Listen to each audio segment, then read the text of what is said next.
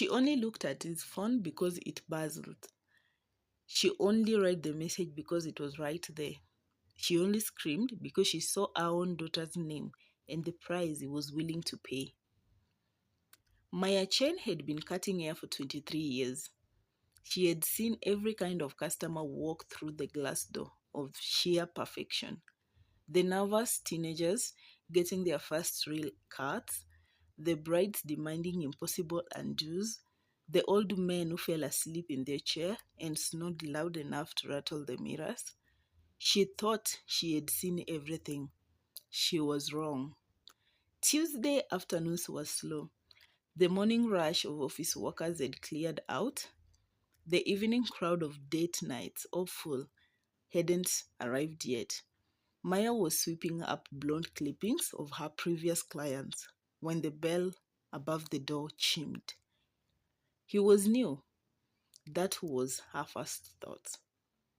Not the neighborhood. She knew every face in Riverside Heights. After 2 decades, new to her, he was white, mid-40s, with soft, expensive look of someone who worked indoors and ate well. Graying haircut, short, navy blue sweater that probably cost more than a monthly rent. No wedding ring, but a tan line where one used to be. Appointment for Craig, he said.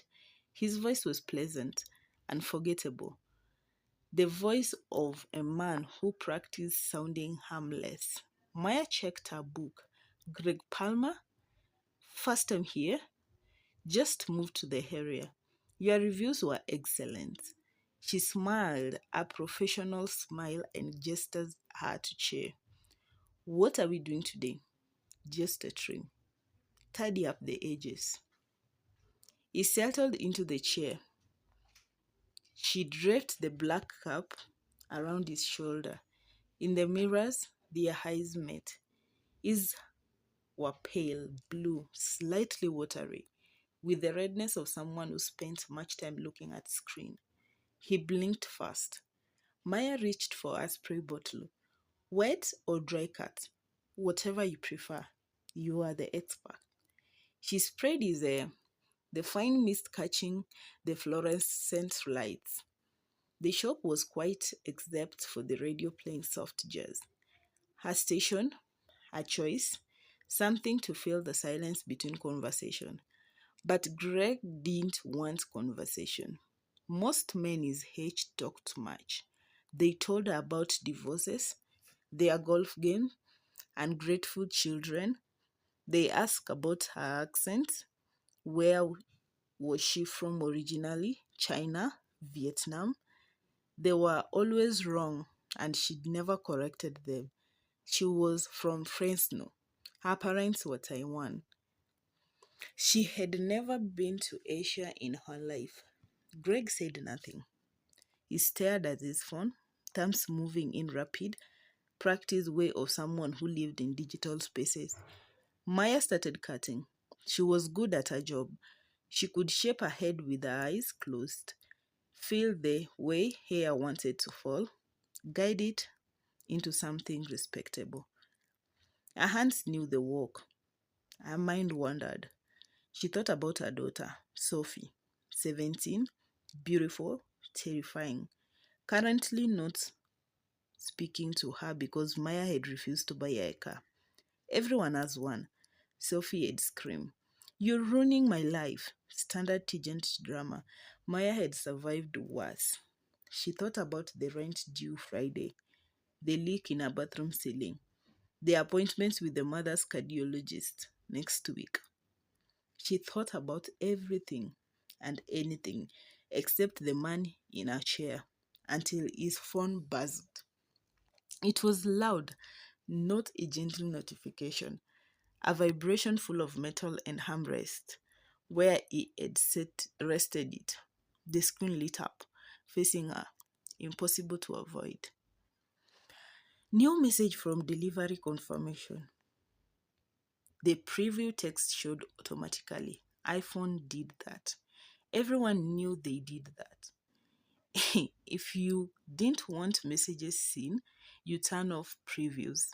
Greg had not turned off previews. Maya's eyes moved before her brain could stop them. Reading was automatic, unconscious, and the way you read billboards on the highway without deciding to. Sample confirmed. 17-year-old female, Asian, 5'4" tall, 110 labs, clean health record, $45K. Deposit received, balance due on delivery. Tuesday, 8 p.m. Same location. Maya's scissors stopped mid-snip. She blinked. She read it again. The words didn't change. They arranged themselves into a pattern that her mind rejected, then accepted, then screamed against.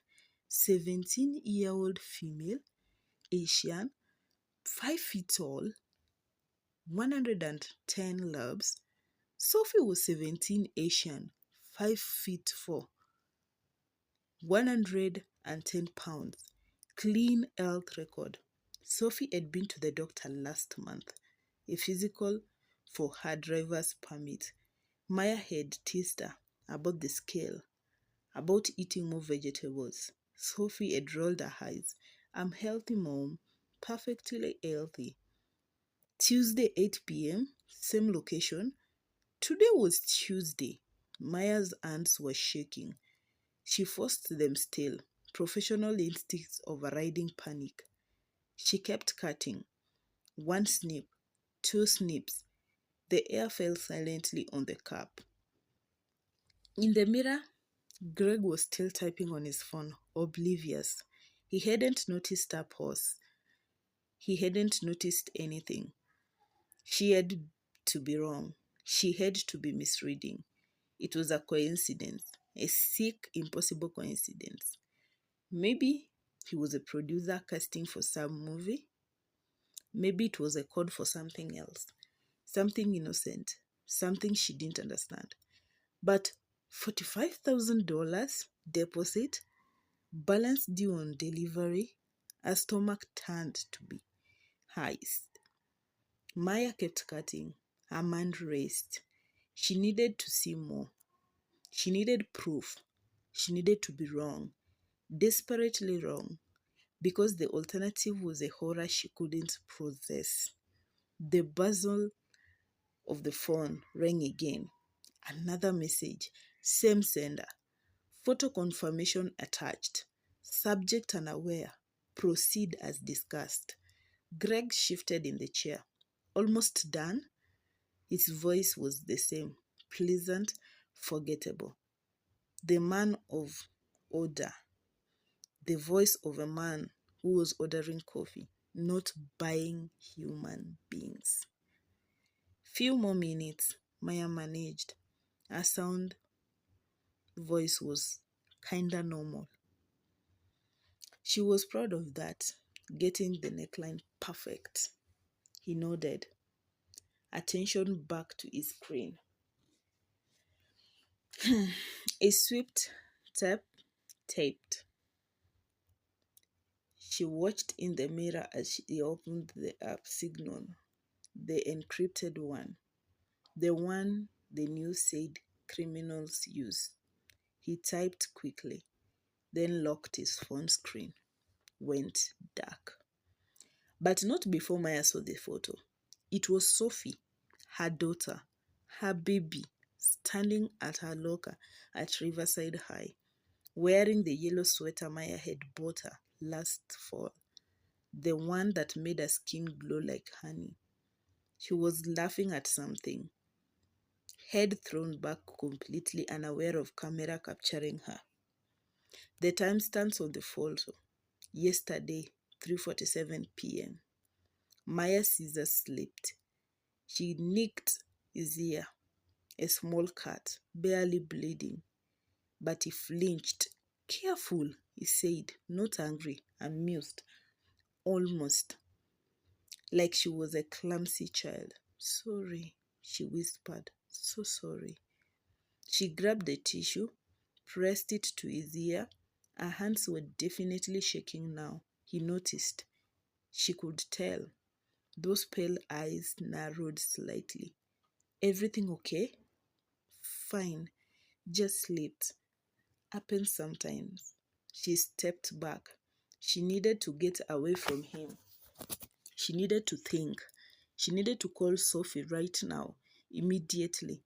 But her phone was in her purse in the back room, and she couldn't leave him here. Couldn't let him know she knew. Couldn't. Actually, Greg said, I need to use the restroom. You have one? Back corner, past the shampoo station. He stood, kept falling away, and walked towards the bathroom. Navy sweater, expensive shoes, the gait of a man with nowhere urgent to be. The door closed behind him. Maya moved. She grabbed his phone. Her fingers knew the code. She had watched him type it. 4729. This pattern, visible in the mirror reflection. iPhones were supposed to be secure. People were supposed to be careful. Greg was not careful. He was confident. He had reasons to be. The phone unlocked. Maya's hand moved faster than thought. Screenshot? She emailed them to herself. She forwarded the message to her own number, photographed the photo of Sophie with her phone, then deleted the evidence of her snooping from his sent folders. 30 seconds. 45. The toilet flashed. She placed the phone back exactly where it had been. Angle perfect. Screen dark. She was back at her station, scissors in hand. When he emerged, better, he said, smiling. Ready to finish? Almost done, Maya said. Just stages. She cut his hair in silence. Her mind was screaming, but her hands were steady now. She had proof. She had evidence. She had 45 minutes until 8 p.m., until whatever was supposed to happen at the whatever location they had discussed. She had to get Sophie. She needed to call the police. She needed to keep this man here, contained, until help arrived. But she didn't know who else was involved. Delivery confirmation, a person, a group, a code name, same location. Where? She had no address at all, no map, no identifying details. If she called the police now, if Greg realized she knew, he might warn them. They might move the timeline. They already might have Sophie. All done, she said, removing the cap from the snap. How's that? Greg examined himself in the mirror. He turned his head left, right, touched the back of his neck where she had trimmed. Excellent, he said. Really excellent. I'll definitely come back. He paid in cash. Of course he did. No credit trail. He overtipped 30%. The mark of a man who didn't care about money, only wanted to be remembered for generosity rather than something else. The bell chimed as he left. Maya watched through the window as he walked to a silver Lexus. New model, dealer plates. He didn't look back. She locked the door, flipped the sign to closed. She called Sophie. Voicemail. She called again. On the third try, Sophie answered. Mom, I'm in class. Where are you? Exactly. Where are you right now? Miss Patterson History. Mom, what? Don't leave the building. Don't go anywhere with anyone. Not teachers, not friends, not the principal. I'm coming to get you. Do you understand? Mom, you're freaking me out. Sophie, do you understand? A pause. Then, small. Yes. Maya was already moving. She grabbed her purse, a keys, and screenshot glowing on her phone. She had called 911 as she ran to the car. 911 dispatcher, professional, patient, ultimately unhelpful. Mom, I understand you're concerned, but a text message about a delivery isn't necessarily. He has a photo of my daughter. He has her height, her weight, her medical records. Someone has been watching her. Have you seen this man near your daughter? Has he made direct contact? He was in my shop. He sat in my chair. He Maya stopped at a red light, her knuckles white on the steering wheel. He's part of something, a network. The message mentioned deposit, deliveries. This is organized. Mom, I can send an officer to take a report at your home, but without a specific threat to life or property, we can't. Maya hung up. She knew how this worked. She had watched through enough true crime documentaries while folding laundries, enough news reports about a girl who disappeared and were found too late, if at all. The police needed evidence. They needed time. They needed to follow procedures that were designed for normal crimes, not for whether sophisticated operation Greg presented. She had 40 minutes. River High was 12 minutes away in good traffic. It was 3:15 p.m. She let out at 3:30. If Sophie followed instruction, if she stayed in Miss Patterson's room, if nothing had already been set in motion, Maya's phone buzzed. A text from an unknown number. You looked at my phone? That was stupid. His blood turns to slush. Another text. Your daughter is pretty.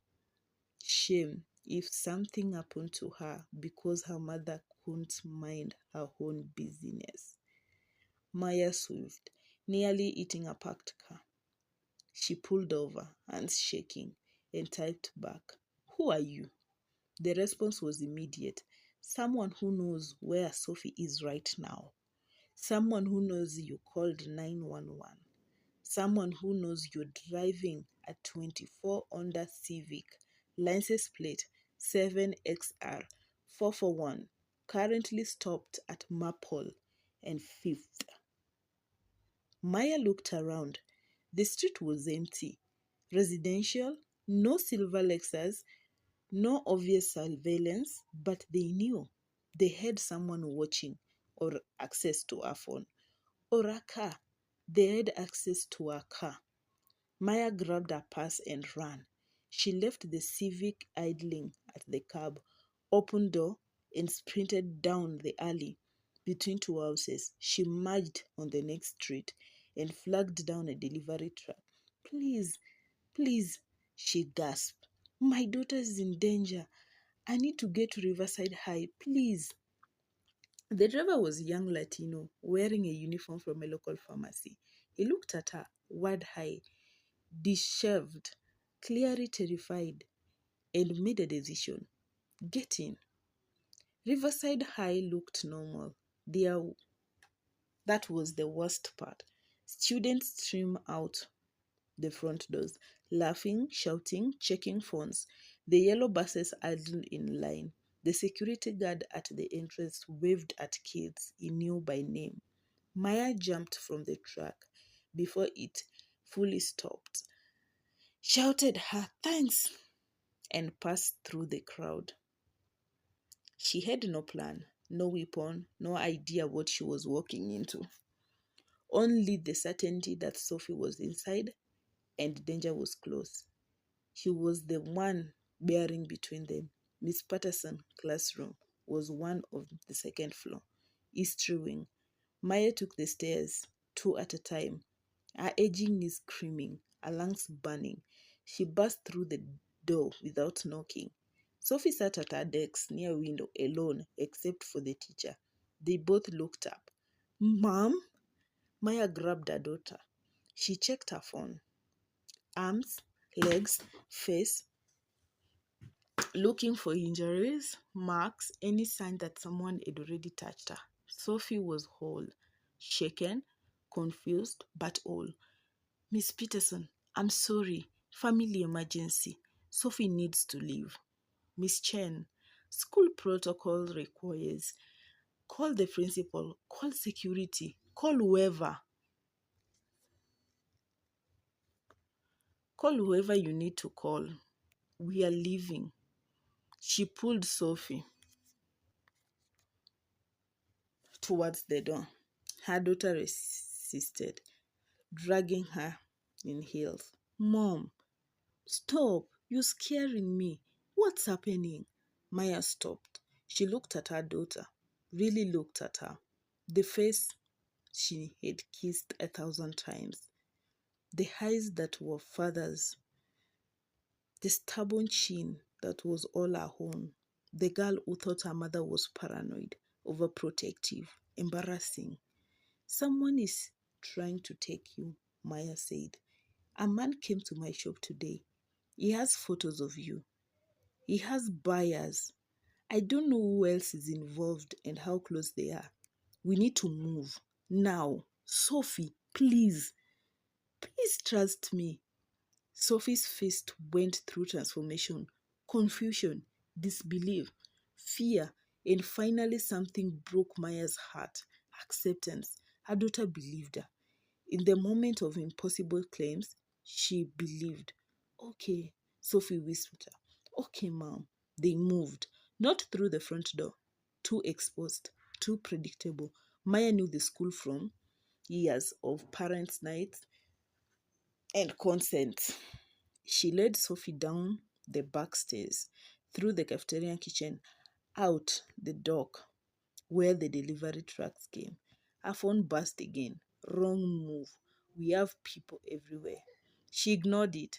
She pulled Sophie into a run, cutting across the teacher's parking lot, heading to the street. They needed a taxi, a bus, a, a station, anywhere, public, anywhere with witness. A black van turned the corner ahead of them. Tinted windows, no marking. It slowed as it approached. Maya changed direction, dragging Sophie towards the main road. The van accelerated, cutting them off. The side door slid open. Two men, not Greg, different men, younger, older.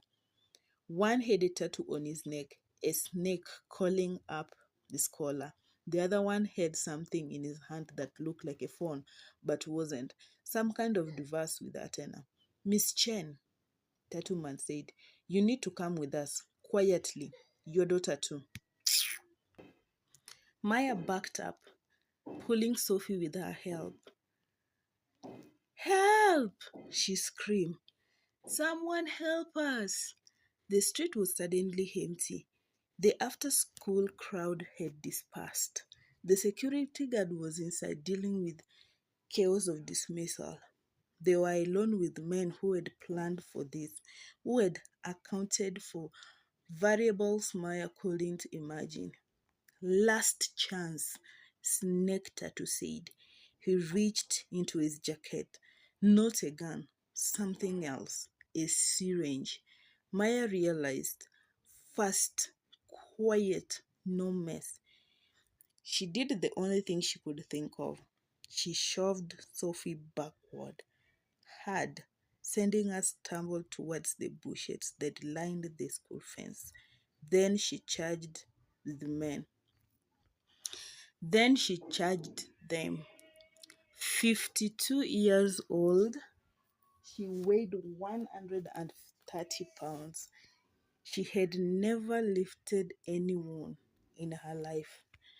She had 23 years of cutting hair, and now on the street of walking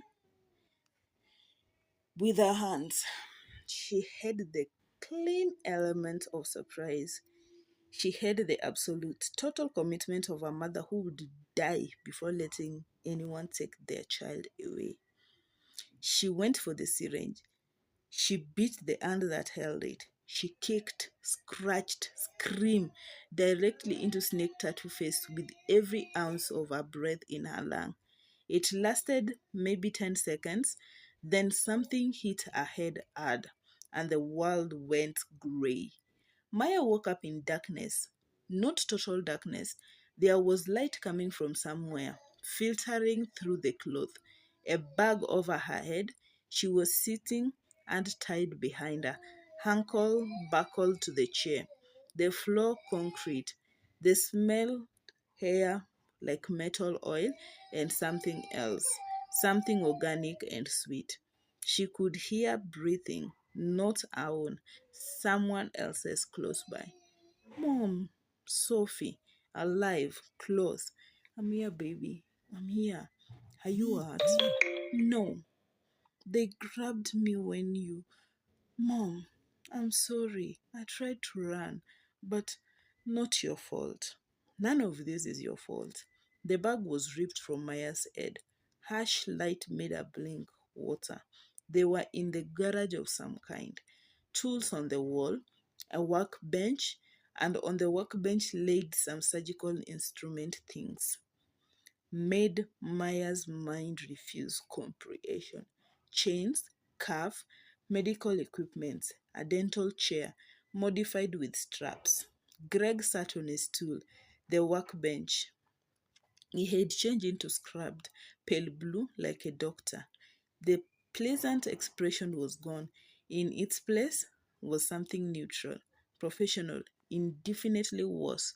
Miss Chen, he said.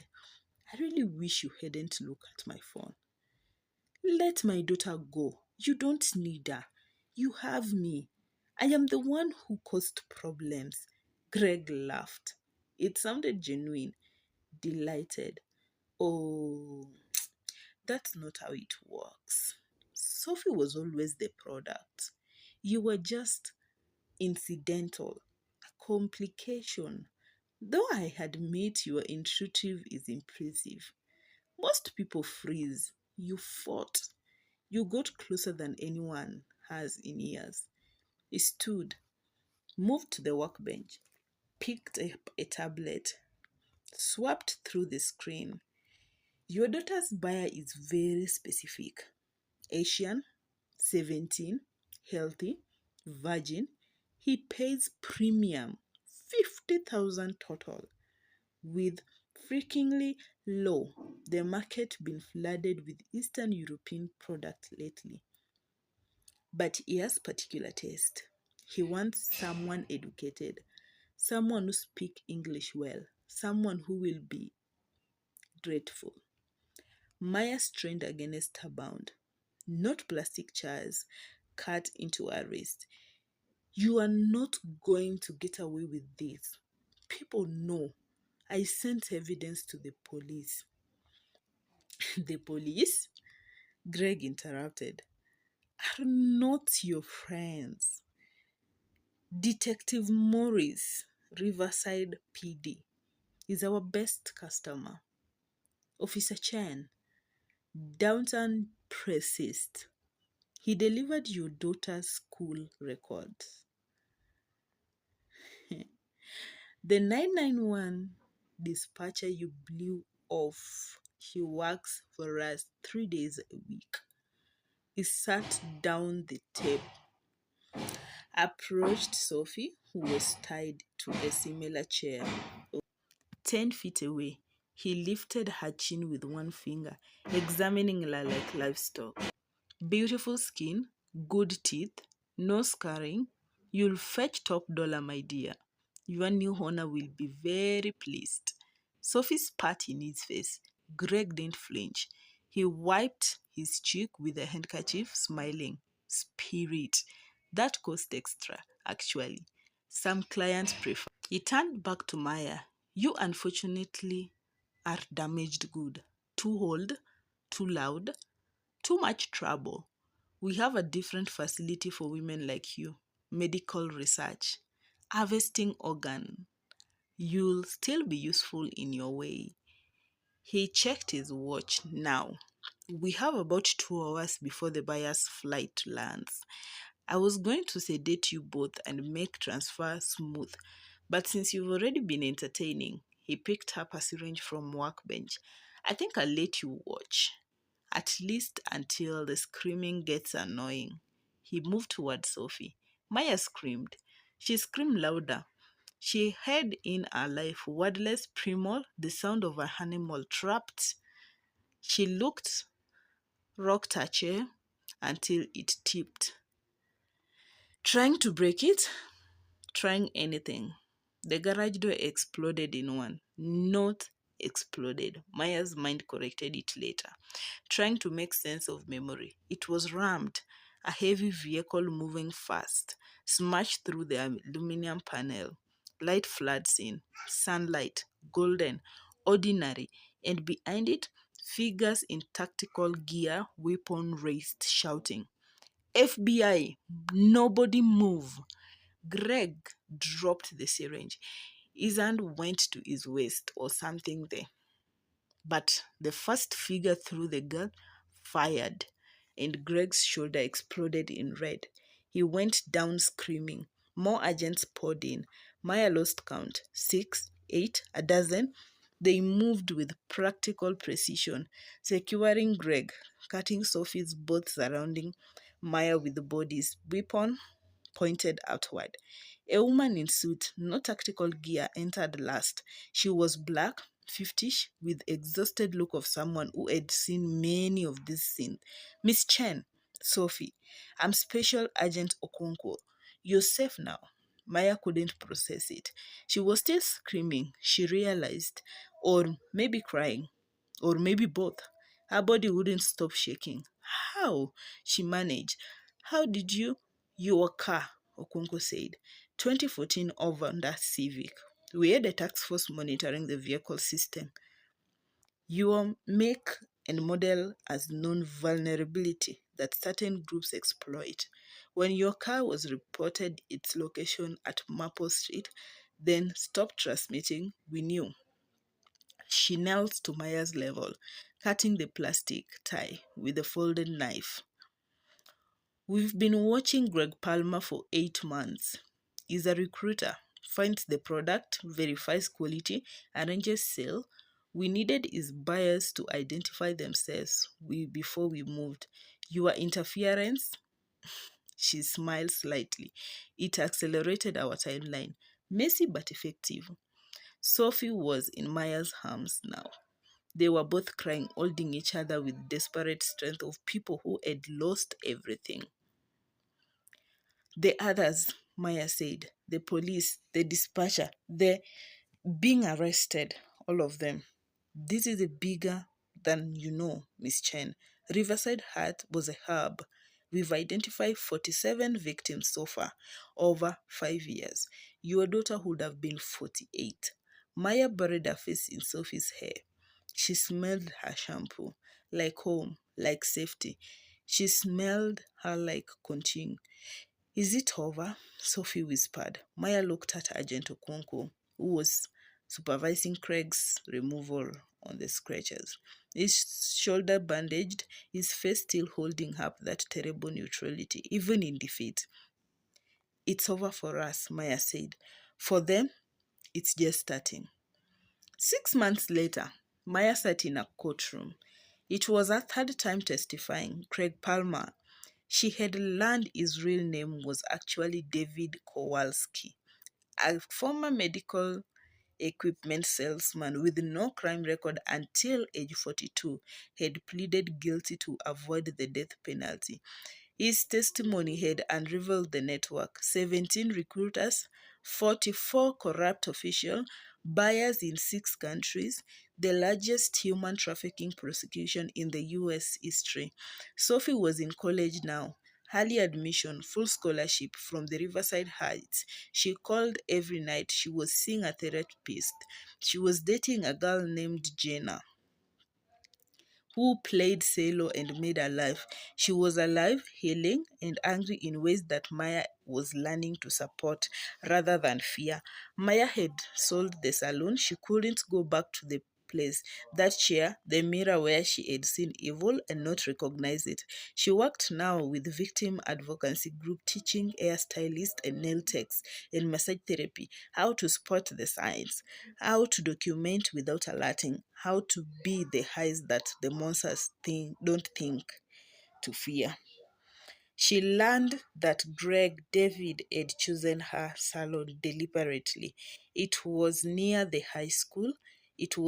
It had good reviews, attracted affluent clients. She had been spouting Sophie for weeks, using the school records that Officer Chen had provided, the medical records. In his text, had been a physical driver's permit. The sample confirmation was a photo his associate had taken at the mall 3 days before he sat at Maya's chair. He had picked her because she was supposed to be invisible, a service worker, someone who looked without seeing, who heard without listening, would cut his hair and take his tip and forget if had been wrong. In courtroom gallery, Maya watched as David Kowalski was sentenced to life without parole. He didn't look at her. He had never looked at her. Really, not even when he sat in the chair. She had been furniture to him, a tool. She stood when it was over. She walked into the sunlight and into the world that was darker when she was had known, but it was also brighter because now she knew what to look for and how to fight, and that the monster were real. So was the courage to stop them. Her phone buzzed. A text from Sophie. Lunch after? I'm buying. Maya smiled. She typed back, You're on. I know a place. She didn't actually. She would find somewhere new. Somewhere with mirrors that reflected the truth and chairs that held people safely and consistently. Vigilance, awareness that evil people worked in pleasant form, and only way to stop it is to look, really look, and never keep quiet. Maya had a new salon in the city. She called it Witness. The logo was an eye, stylist watching. She hired only survivors of trafficking, of abuse, and the world's various violences. They were trained to see what others missed, to document what others ignored, and to speak when others stayed silent. The chair in the center of the shop was ordinary. Black leather, hydraulic base, standard issue, but above it, etched it into mirror, the words that were every client could read, You are seen, you are heard, and you are safe. Most people thought it was marketing. A few knew better. On anniversary of her rescue, Maya sat in the chair herself. She looked in the mirror and at the woman who had aged 10 years in 18 months, who had nightmares and trust issues. Her daughter still woke up screaming sometimes. She also saw a woman who had fought, who had beaten and screamed and refused to be incidental, who had looked at a phone that wasn't hers and chosen to act. Consequences be damned. The bell chimed. A new client, nervous, young, referred by a social worker. Maya stood, professional smile in place. Scissors. First time here?